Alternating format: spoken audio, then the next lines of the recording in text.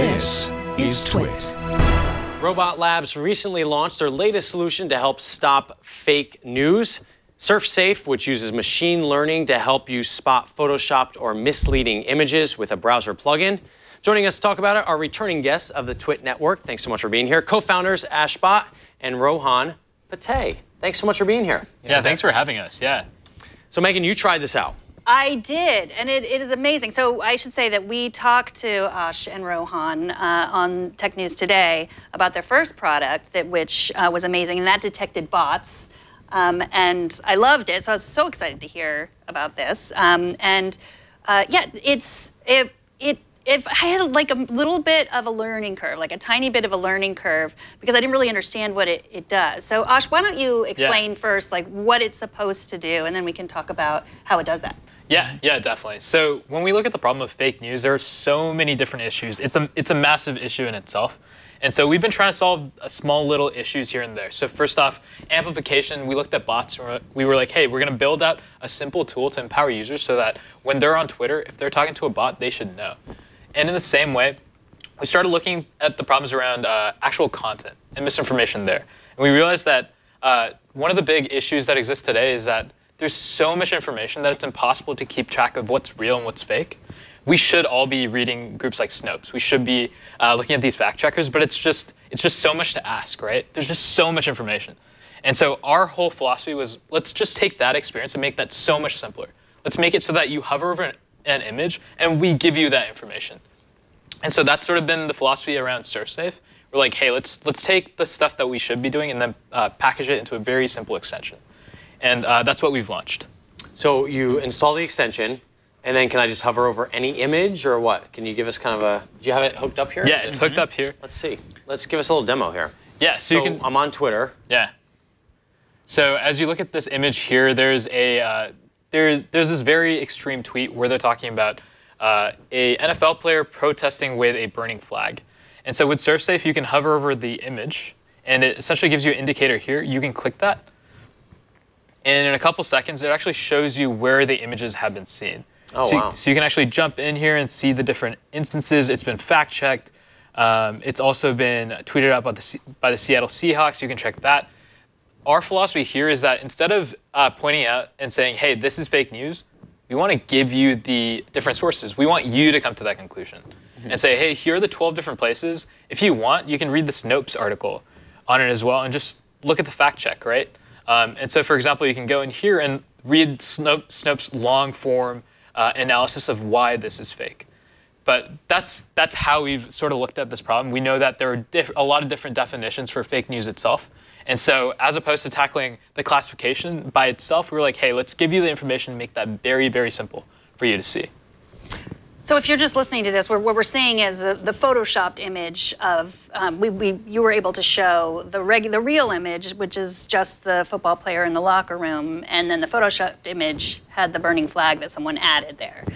Right. And so when you set this up, which is interesting to me, is you just install the add-in to your browser, and then you get to choose the sources. So okay, I was going to ask about that. Like, where do you pull these sources from? Yeah, is it easy to uninstall and reinstall and show the process? Because that is what I was like. Oh, okay. It's not saying like, oh, here are your sources. Everyone believes that the New York Times is the best source for everything. It's not that. It's like there's a list of sources. There's Fox News. There's Breitbart. I mean, let's take a look and see what happens when you install it. And so when you install, one of the first screens you see is this option to select safe sources.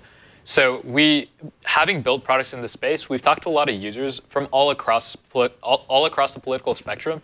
And one thing we're adamant about is that we're nonpartisan.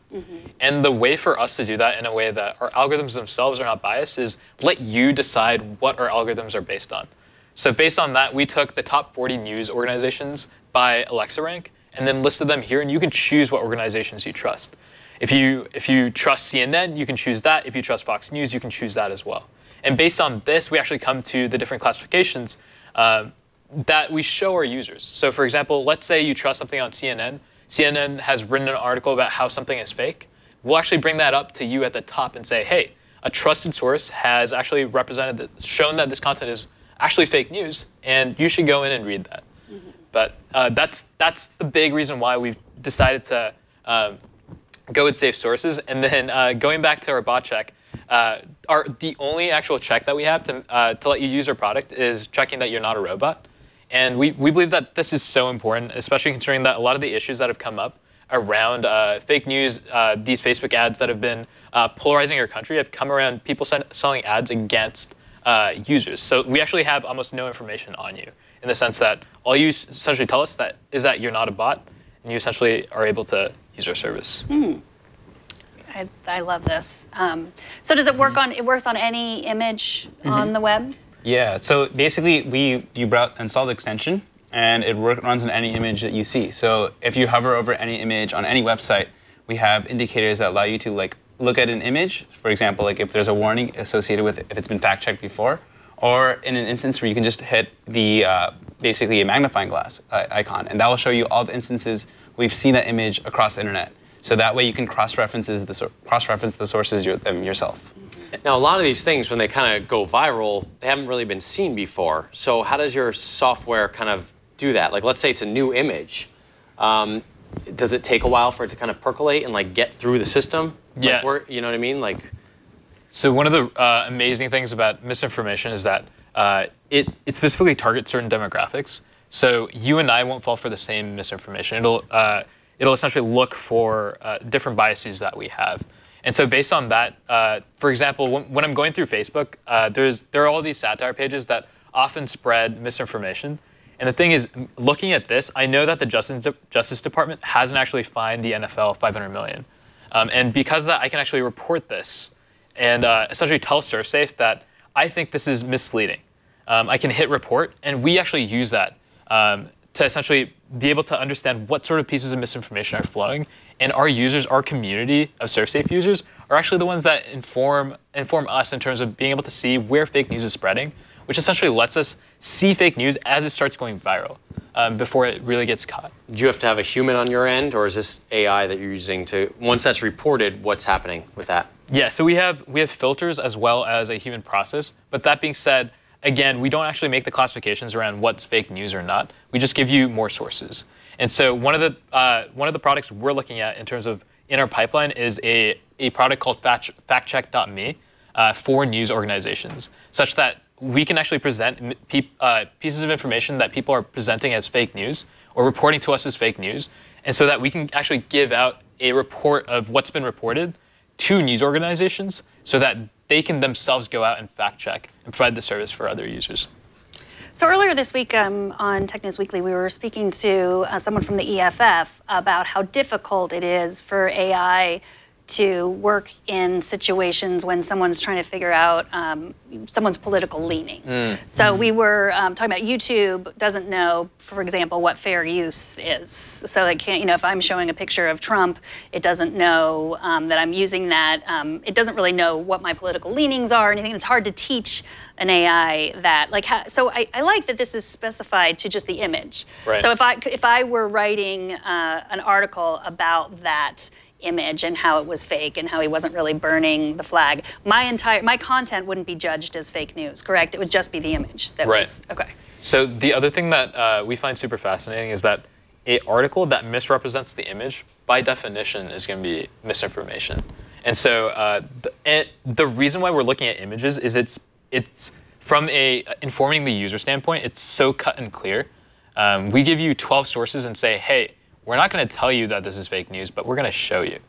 And that's sort of the philosophy that we've had. Now, I've heard that you can just take an image and drag it into Google image search and you kind of get you see where that's appeared before. How is this different? What level of intelligence are you applying that that's not? Yeah, so one thing that we do that Google image search can't do is we're actually able to reference Photoshopped images. So for example, on the screen here, there's a picture of I think this is Bane from one of the Batman movies. But as you can see here, when we actually analyze this image, we actually get the original image that this is from. And so one of the cool things that we do that Google Images doesn't do is that we're able to reference these images. So they just find similar images. Right. They're not going to find images that are like the original that was doctored. Yeah, what actually Google does is that they actually look at the image, they look at the different objects in the image, and then basically give you like almost a actual web search for it, and then finds you images of that. So oftentimes if you'll give it an image of a flower, they'll find you visually similar other flowers. And so it's cool, you can get information like that, but you don't see exactly the other sources where the exact image, or example if it's from a protest or something like that, where the other places where that image is. And on top of that, the other thing is there are so many things that we should be doing. We should be Google searching images. We should be fact-checking images. But the problem is there's so much information these days that I can't fact-check every single image. And so our philosophy is like, hey, let's just reduce the friction so much that just your computer does it automatically for you. And there's always that like party pooper on Facebook who like posts the Snopes article and you're like, oh, why do you have to ruin it for everyone? Like, that puppy and the pony are not really best friends. So this is totally free. How are you gonna make money? Yeah, so yeah, great question. You ask such tough questions. Why do they need to think about this? It's true. Well, I guess the way our philosophies when it comes to this is that we should be aligning our users' incentives with how we monetize. So, for example, our users want us to fight back against fake news. And so when we look at avenues to monetize, we're looking at things like looking at providing data to ad providers so that they can be like, this is telling ad providers that, hey, we know what is being reported as fake news. Use that in terms of what ads you're able to run and not run. Or going to media organizations and being like, hey, your images are being misrepresented. These are different avenues that we're looking at monetization, but we want to monetize in a responsible way, where we actually help the issue as opposed to propagate it further. And Rohan, I know you both were at Berkeley, and you met at Berkeley, right?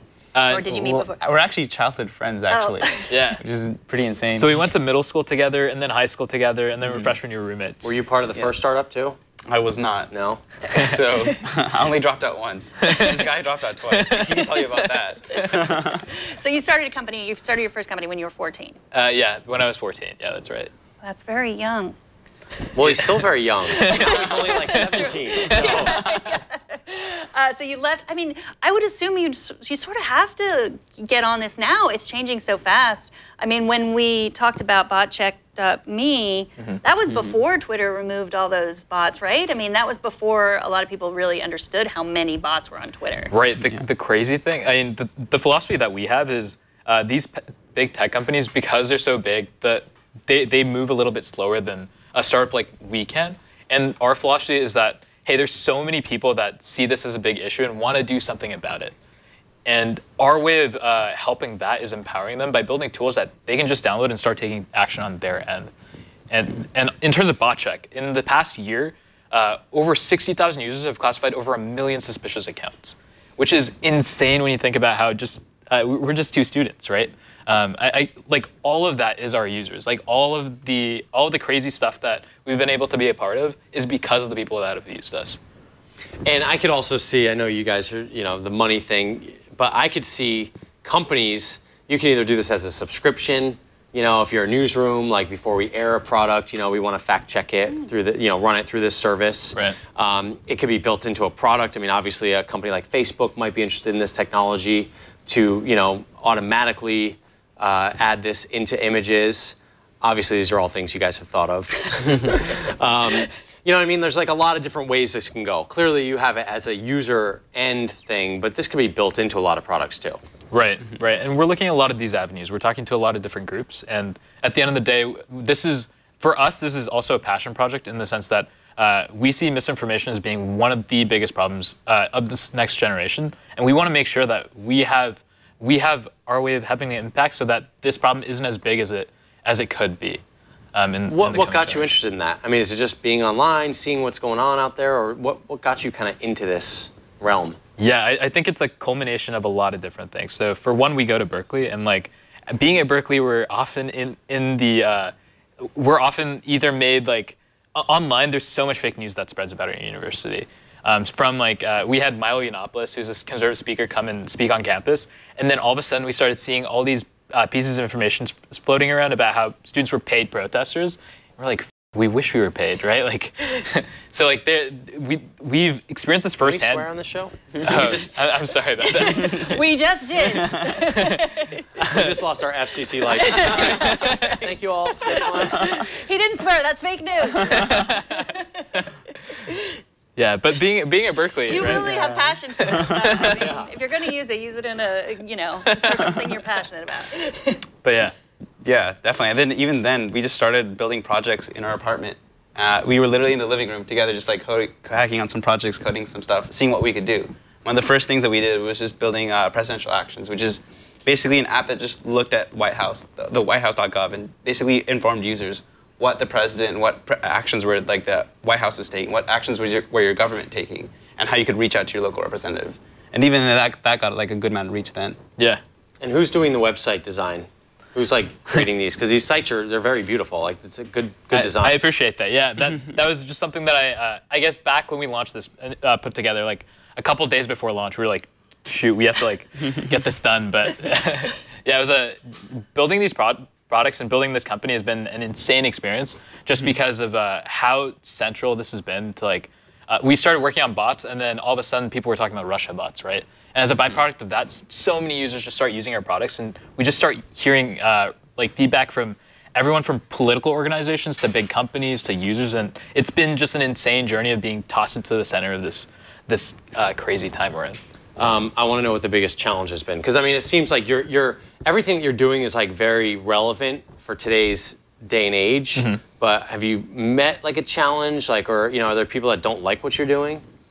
Oh yeah, when working since we're working on a problem around bots, there's so many times when I'll just have to delete the Twitter app just because my phone just starts getting bombarded with like thousands of tweets.